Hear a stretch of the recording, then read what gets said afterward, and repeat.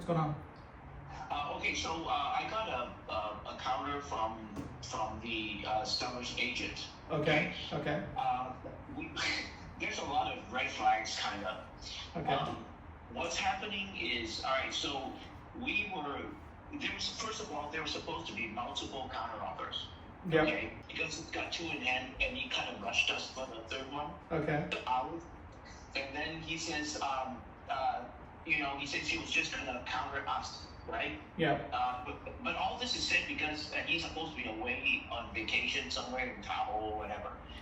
So from what I see, I need to talk to this agent because I don't know if those counters are real. Those two offers that he got are real, or is he yanking our us, Right. So just to get an offer out of us, right? yeah, and I looked at it briefly. So here's what we need to do. So yeah, if he said there are two other offers in the hand, and he didn't send us a seller counter offer, it should be a SMCO as opposed to a SCO.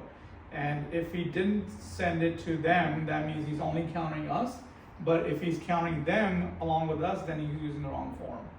So one or two. And then the other thing is the 60-day rent back is fine as long as we have sort of a definitive picture as to what's happening with their purchase. So I understand. So now, not only does he have 60 days in the contract or in the counter, but he also has, sellers replacing the property as a condition.